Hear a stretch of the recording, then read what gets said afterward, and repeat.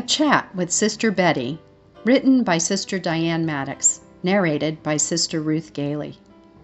Sister Betty is a baptized member of the Church of Jesus Christ.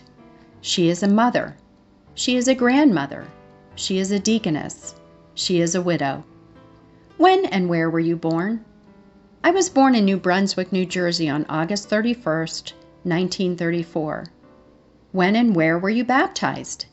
I was baptized in Perth Amboy, New Jersey on July 23, 1950, along with 19 other young people. How many children and grandchildren do you have?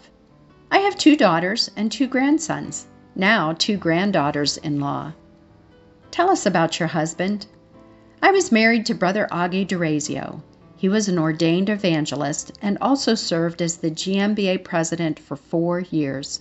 His love for the young people was seen in his establishing the Thursday Nighters. He had many duties in the church, but he always included his family whenever possible. What one piece of advice would you give to young mothers? Absolutely trust in God for all things.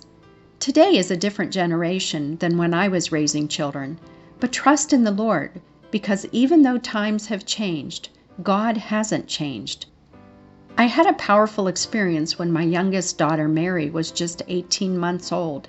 Mary was in the bedroom playing with her older sister, Sherry. I heard a voice say, "Go pick up your daughter, Mary." I looked in the bedroom and the girls were fine. Once again, I heard the voice, but this time the voice was stronger. "Go and pick up your daughter." I went to the bedroom and picked Mary up. As soon as I did, a glass shelf fell right in the spot where she had been sitting. I know it would have killed her. I'm so thankful that I trusted in God and listened to Him that day. How old were you when you became a widow? I was 45 years old. Augie passed away at the age of 47 on April 20th, 1980, just 2 weeks before our 25th anniversary. He passed away while attending a general church conference in Greensburg, PA. That must have been very difficult to lose Brother Augie so suddenly. Absolutely. Prior to his passing, God had given us experiences that something was going to happen to him, but the mind found it too difficult to accept that he was going to die. Without the experiences, it would have been much harder, but it was still a shock. What advice would you give to widows? We should try to turn our grief and bereavement into something positive for Christ. As you go through the grief, allow Christ to take over. Otherwise, you will become bitter and angry. Try to be open to sharing your sorrow with others. I would cry unto the Lord for peace. Remaining in the workforce helped me because it allowed me to continue interacting with others. Being with others is crucial. God directed me to be a volunteer with hospice. This position allowed me to understand what other people were going through, which helped me to be positive for them. It's important to cry and grieve. A wound cannot heal until you cry. It's not easy, even to pray. There are times when you have to smile, even when you don't want to. This is my advice, but your grieving process may be different than mine. But I believe it's most important not to isolate yourself. How can the church help widows? Don't ignore them. Find out if they need assistance, especially the older ones. When planning activities, remember to include them.